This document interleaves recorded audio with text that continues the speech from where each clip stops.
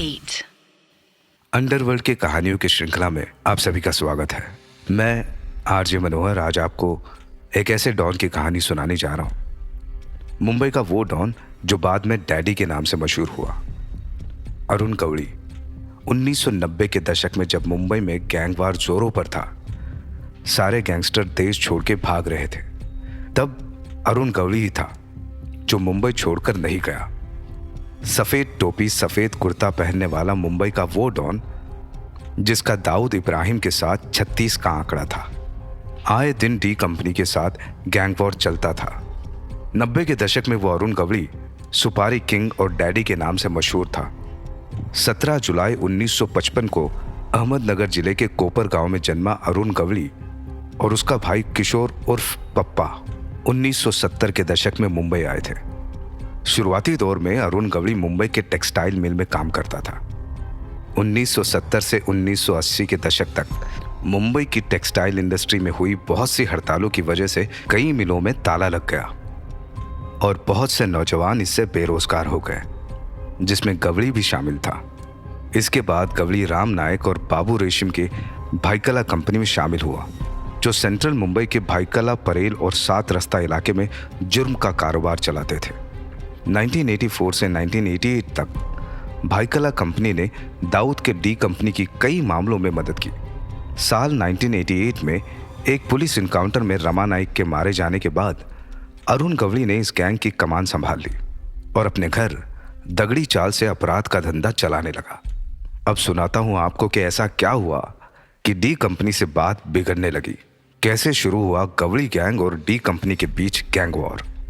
Police encounter में रमा नाइक के मौत पर गवली का कहना था कि उस इनकाउंटर की योजना दाऊद इब्राहिम ने बनाई थी और तभी से डी कंपनी और गवली गैंग के बीच गैंग वॉर की शुरुआत हुई।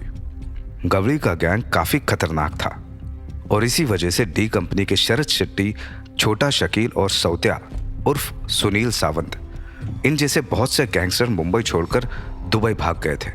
फिर गवली के गैंग की भिड़त अमर नाइक और अश्विन नाइक के गैंग से हुई, जो 7 रस्ता के लाल विटाची चौल से गैंग चलाते थे। साल 2004 में गवली ने अखिल भारतीय सेना नाम की पार्टी बनाई और मुंबई के चिंचपोकली इलाके से विधानसभा का चुनाव जीता। लेकिन जब गवली का भतीजा और विधायक सचिन अहिर उसकी पार्टी छोड़कर शरद पवार के राष्ट्रवादी कांग्रेस पार्टी में शामिल हो गया, तो गवली का राजनीतिक करियर संकट में आ गया।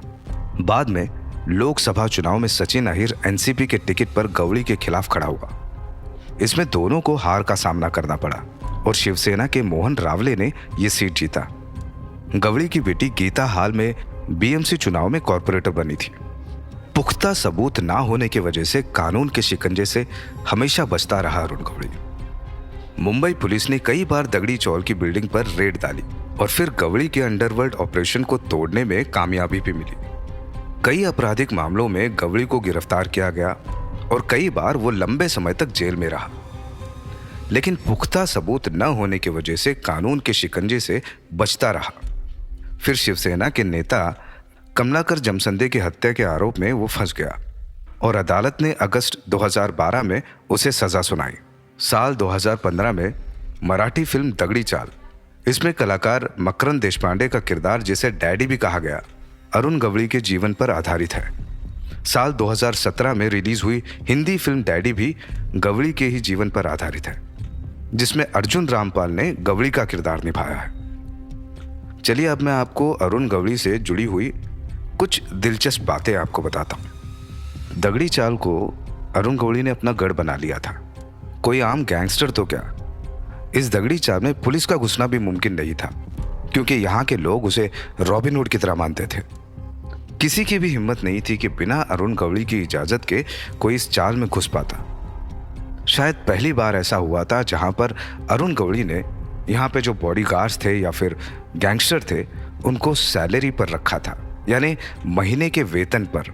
आमतौर पर आपने सुना होगा कि गैंगस्टर्स को उनके काम के हिसाब से पेमेंट होता है, लेकिन यहाँ पर बाकायदा हर महीने की सैलरी पर करीबन 600 से 700 गैंगस्टर तैनात थे। अरुण गवली, राम नायक और बाबू रेशम की भाईकला गैंग की तिगड़ी मुंबई में भयंकर और सबसे खतरनाक मानी जाती थी। तीनों ने एक दौर में मुंबई अंडरवर्ल्ड पर राज किया था। अच्छा, दिलचस्प बात यह थी कि गौरी को जुबैदा मुजावर नाम की लड़की से प्यार हुआ और फिर परिवार के खिलाफ जाकर उसने उनसे शादी की। शादी के बाद जुबैदा उर्फ आशा गौरी दगड़ी चाल की लेडी डॉन बनी। दाऊद की बहन हसीना पारकर के पति इब्राहिम पारकर को अरुण गौरी ने ही मारा था। इसका बदला लेने के लिए साल 1990 में दाऊद के आदमियों ने गौरी के बड़े भाई किशोर की हत्या की।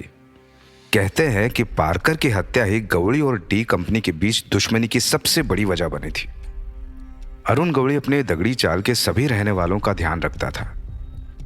फिर चाहे उस दगड़ी चाल के किसी लड़की की शादी हो तो पहले जाकर अरुण गौरी का आशीर्वाद लेती थी और गौरी उन्हें आशीर्वाद और पैसे दिया करता था।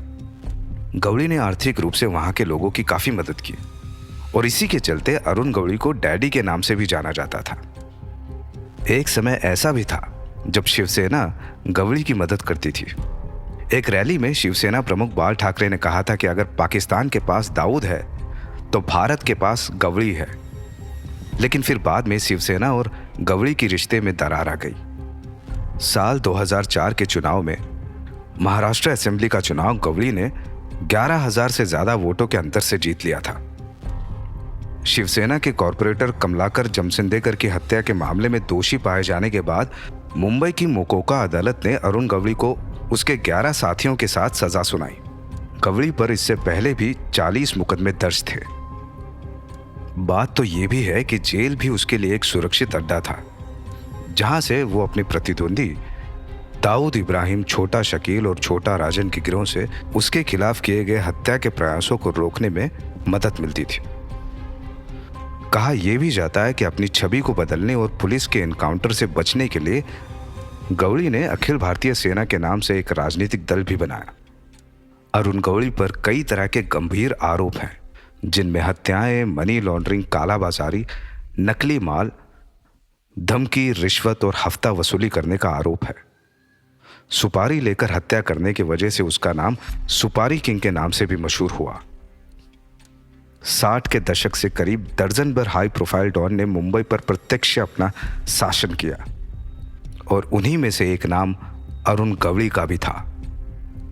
अरुण गौरी की गैंग अपने समय में मुंबई के व्यापारियों और पुलिस के लिए मुसीबत का सबब था। कहा जाता है कि इसकी गैंग में 1000 से ज्यादा ट्रेंड लोग थे, जिन्हें हथियार चलाने की पूरी ट्रेनिंग थी, जो दिन रात गौरी के दरबार का पहरा रखते थे। किसी भी पुलिस वाले का उस तक पहुंचना नामुमकिन ही था और कोई हिम्मत भी नहीं करता था, क्योंकि गौरी के पास जाना एक तरह से मौत को बुलावा देना जैसा था। गौरी के अड्डे पर पहुंचने की किसी अनजान को अनुमति नहीं थी, फिर चाहे वो सरकारी व्यक्ति ही क्यों ना हो। दगड़ी चाल की बाहरी दीवार का मुख्य दरवाजा 15 से 20 फुट ऊंचा था, जहां पर हथियारबंद शूटर रहा करते थे। गौरी ने तरकीब से काम लेते हुए किसी नए डॉन को पनपने नहीं दिया। दूसरी तरफ पुलिस के बड़े बड़े अधिकारियों के साथ साठ गांठ का खेल शुरू कर दिया। अब पुलिस उसके लिए खतरा ना होकर साथी की भूमिका निभाने लगी। खुलेआम हत्या के मामले या सुपारी किलिंग के मामले में पुलिस कुछ नहीं कर पाती थी। इसका खौफ लोगों के जहन में भर चुका था। अंडरवर्ल्ड के लोग इसे डैडी और किंग के नाम से पुकारते थे और दूसरी तरफ गौरी भी डरा हुआ था कि उसे यह पता नहीं था किसी दिन पुलिस उसका भी अमर की तरह एनकाउंटर कर देगी। अपने इस भय को दूर करने के लिए इसने राजनीतिक पार्टी बना ली। कई सारे हत्याओं के मामले में जब अरुण गौरी का नाम आया तो आखिरकार काले कारनामों का चिट्ठा खुलने लगा। कोर्ट ने गौरी को उम्र कैद की सजा दी। अब पुलिस के लिए यह एक सुनहरा अवसर था अंडरवर्ल्ड के खात्मे का, क्योंकि अंडरवर्ल्ड के ज्यादातर सरगने या तो भाग चुके थे या फिर जेल के कोठरी में बंद थे। पुलिस ने जिस भी माफिया नेता को देखा उसे वहीं मार डाला या पकड़कर जेल में डाल दिया और इस तरह से मुंबई में खौफ की दुनिया का अंत हो गया।